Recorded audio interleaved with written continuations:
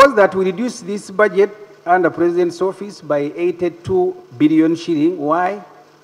This money for ceremonies and classified expenditure is a candidate for reallocation. How on earth can we provide for 43 billion shilling for ceremonies when the road network in the capital city has broken down? The money for ceremonies should be spent on repairing roads in Kampala and Wakiso. Right Honorable Speaker, the member holding the floor is talking about the expenditure for a family, the president and his wife. The information we have officially is that the president receives only 3.6 million salary per month. Now, is the member in order to impute that the president is spending all these billions when actually the president only receives officially 3.6 million shillings per month? Is the member in order?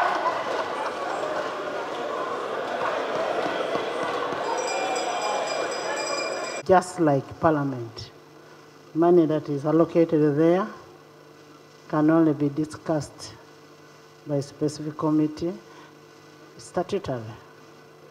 Just like you don't discuss about your vote of Parliament. But let Honorable Ssemuju continue.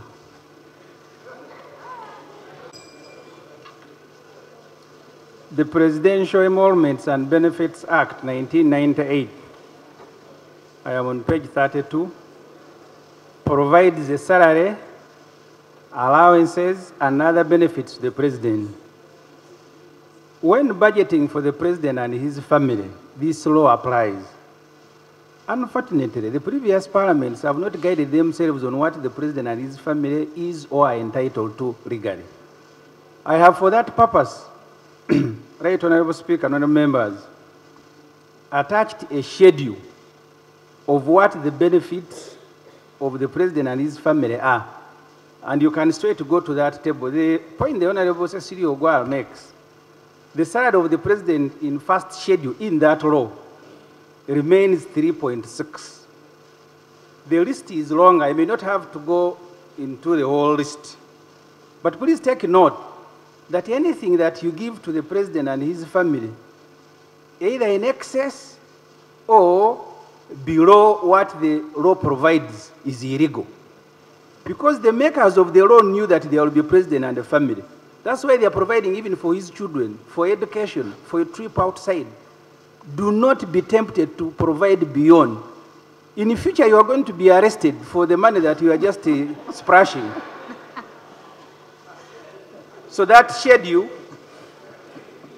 is schedule 1 in the Presidential and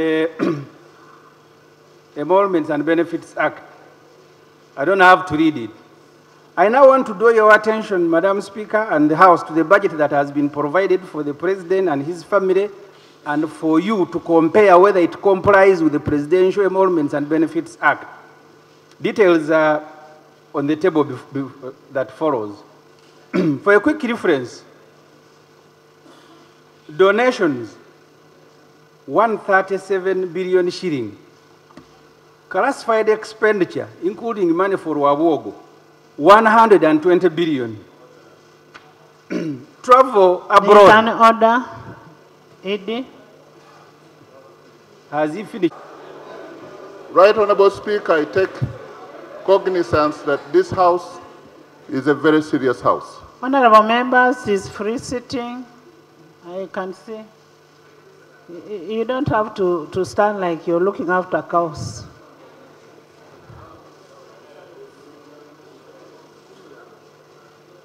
Kakumiro, move this side. Yes. Right Honorable Speaker, I rise on a point of order, and I want to state for the record that is obvious to us that this is a very serious House. This is a National Assembly, Parliament of Uganda, where whether you sneeze, whatever you say here is captured on the record for generations to come. I actually said it is obvious. And it is restating the Member, obvious stop heckling. is for Listen to emphasis. the member. If you know it, probably I knew it before you do. Is it in order for us to debate in this House? We are considering a national budget to drag in names of individuals who are... Honorable members, listen. Right, Honorable Speaker, we either debate logically or we go illogically. Is it in order for us to start bringing in the names of people that are not in this House to defend themselves?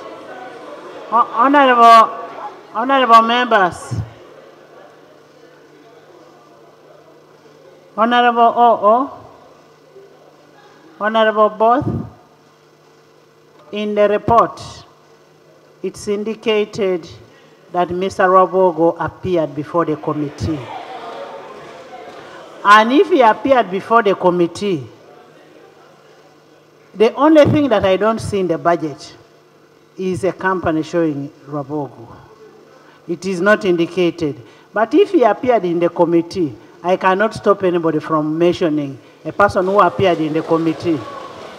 But the figure that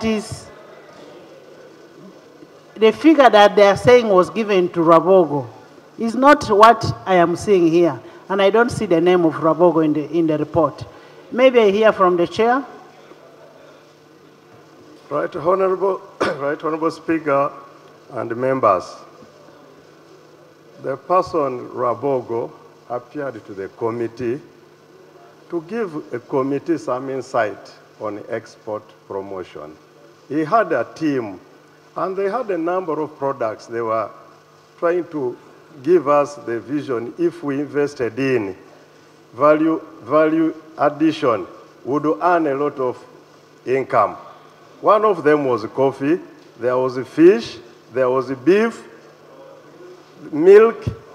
So they gave just that insight to the committee, and we received the information. However, as far as these estimates are concerned, there is nothing allocated to what Rabogo spoke about. Information. Yes. The agencies headed by people whose names also could be mentioned. Picking one person's name is really demonizing the process of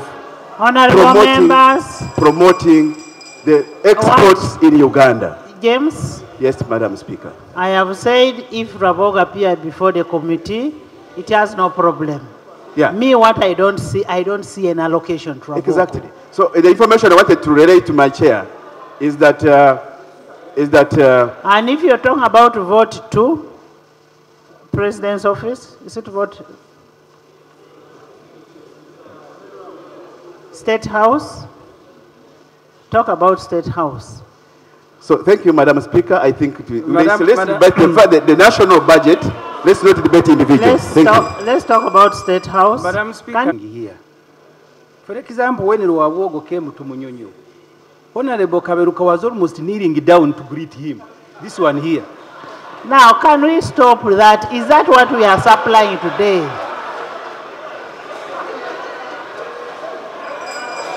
And we don't want to say those things. That's why I want to concentrate on the report. Honorable Ssemuju, the law provides for... Let it be substance over form. Yeah, I agree, Madam Speaker. I need some substance from you. Madam Speaker, I have provided a table. You see and I want to invite members of Parliament. Read what is in your document. That's what I am reading, Madam Read Speaker. what is in the document. I want to invite members of Parliament to begin looking at the voluminous revenue estimates. The Honorable Kanya has a copy. They are too voluminous. before you pass figures, you need to look at the details. That's why some people are uncomfortable when you begin mentioning names, because they are used to just a smaller report. Go to these voluminous books and read them. Madam Speaker, I have provided a table there. The law provides for one residence. You can see this is one volume. They are about 4. If you don't read them when you are debating budget, keep quiet. Madam Speaker, the law provides for one residence, state house. The president operates 2 residences. Go back to the law on Presidential Emoluments and Benefits Act. It provides for one residence to the president. Which residences are those? You have told me to read the report. Can I read, madam? The president operates 2 residences at Nakasero and Entebbe illegally. That's why his electricity bill at 500 million and water bill at 500 million per year is bigger than a big factory like roofings. Whatever they are manufacturing at State House, Allah knows. Honorable members, I would like to draw your attention to other items to be funded under State House. There is 550 million shilling to buy clothes. The same amount was provided last year. This means we are spending on average. I am reading the report. He's reading the report. Honorable Minister, sit down. The same amount was provided last year. This means we are spending on average 1 million shilling on President Yoweri Museveni's clothes every day. Our president is not a staff from Hollywood, requiring to change wardrobe every day. He's the president of a poor country. Why buy him clothes worth 350 million every year? What happened to the clothes that we bought last year? We are providing 600 million shilling for furniture. We provided the same amount last year. This residence has one Honorable members, president. you will have time to debate that report. We are providing 600 million shilling for furniture. The same amount was provided last year. This residence has won itself a place in the history of Uganda. The beds in the public health facilities are not there, but the president is buying clothes and furniture every year. We are providing 7.8 billion for agriculture supplies. We are also providing another 184 million for veterinary services. Did the president turn State House into a farm without the knowledge of the country? Parliament must be sure that we are not the ones providing funding for President Yoweri Museveni's private farms in Chisos and Rwakitura. To make matters worse, he has provided himself with 120 billion shilling for classified expenditure at his residence. That we have spoken about earlier, I can skip. The president has a duty not to abuse the State House, but if he chooses to do so, this parliament is under obligation to stop him. President Museveni despised the former president Rukongwa Binaisa for turning State House into what he called the clearing house. He has now surpassed him. In fact, Mr. Museveni has turned the State House into an enterprise for himself and his family. Remember, Vote 002, which is State House, started around 1997 with just about 12 billion shilling. Last year, it hit $1 trillion. State House budget was last year, the money was appropriated here, 682 billion. Another 150 billion has been provided in the classified, in the supplementary expenditure. The budget on donations, 137 billion under State House, falls under what the president called cheap popularity in his April 3rd, 2023 letter to Prime Minister Honorable Nabanja and copied to all MPs. He said distribution of items such as iron sheet is cheap popularity. Under NRA code, it is subversive. It therefore violates the NRA code and is classified as subversive in his letter. The NRA should tell Parliament why it has not arrested its officer RO001 Genome 7 for distribution of khaki brown envelopes in search of cheap popularity. Genome 7 should be court-martialed, in fact. I therefore propose that the president and his family are given only 12.1 billion shilling under State House for their welfare. The extra 400 billion should be used to fund priorities in the health sector. You need to go to Murago. They get water in the night. By midday. Is that in the report? I am illustrating. Go to the report.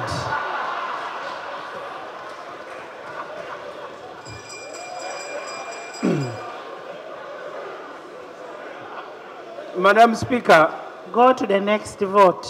the money meant for luxury under State House should be used to fund the priorities in the health sector that have not been provided for. The funding gap is at 700 billion shilling. That's what our committee was able to provide.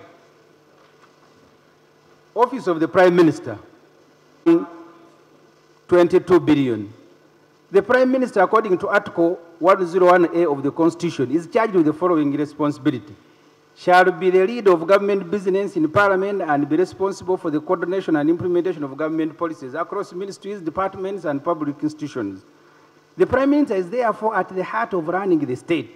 This Parliament is aware that the current Prime Minister, right now she's hiding in Kakumiro, remains a suspect in the case of disappearing of iron sheets meant for Karamoja. Not only did she fail to coordinate and implement the distribution of iron sheets to Karamoja, but she personally took 3,000 iron sheets. Her deputies, Honorable Rebecca Kadaga and Honorable Kiana Kadama, also shared. I would like to remind this Parliament that money for Karamoja iron sheets and got 339 billion shilling was passed by this Parliament in a supplementary request.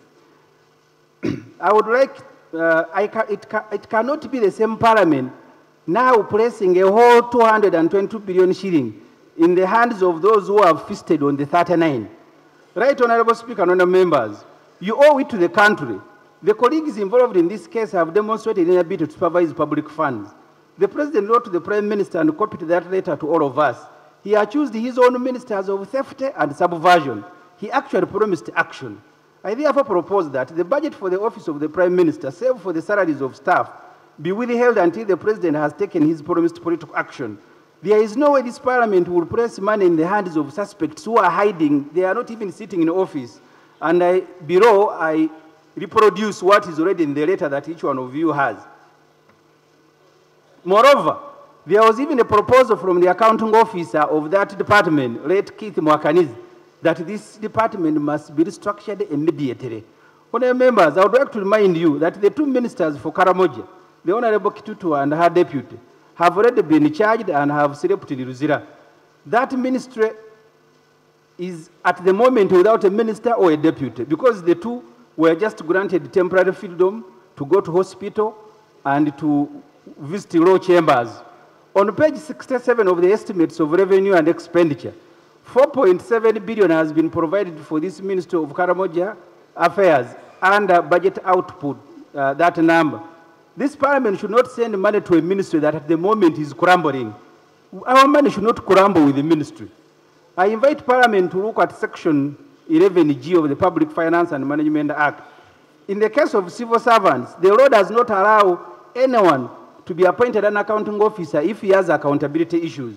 It states, an appointee or a designated accounting officer in accordance with this act, except that the Secretary to the Treasury shall not appoint a designate a person an accounting officer where, according to the report of an internal auditor, Auditor General, or the Auditor General, that person has not accounted for the public resources or assets of the vote for a financial year. This Parliament should apply the same and similar standards when it comes to public resources. A minister, Prime Minister, who has issues of accountability must not be allowed anywhere near public resources. As I finish, Madam Speaker, the final one, the Government Chief Whip. This office of whips is the creation of the Administration of Parliament Act and our rules of procedure. There are 7 political parties in this Parliament, all of them with whips. In the budget of the Office of Prime Minister, there is 2 billion shilling for the exclusive use of the NRM whip. He's being provided with 800 million shilling for donation, 150 million to maintain his cars, 100 million to fuel his cars, 815 million for inland travels, 100 for security and guards, 130 million shilling for special drinks and meals. This is not the only whip in this Parliament. The opposition whip is here, and other whips are not provided with these facilities, yet they are doing the same thing under the law. I am inviting Parliament to withhold the approval of this money. Finally, the President, while speaking at the Requiem Mass, of our late colleague. He said we should not be providing money for guards because we turn them into mercenaries. What therefore should follow is the removal of any money for guards in the budget. You can see I have provided information here. The NRM whip has 100 million shillings for his guards. The Prime Minister has 800 million shillings for his guards. The President himself, who said we should not provide money, has put 2.5 billion for his guards. I don't know whether this government speaks to itself. One person says this, another does the other. Madam Speaker, honourable members, thank you very much for listening to me. Thank you so much.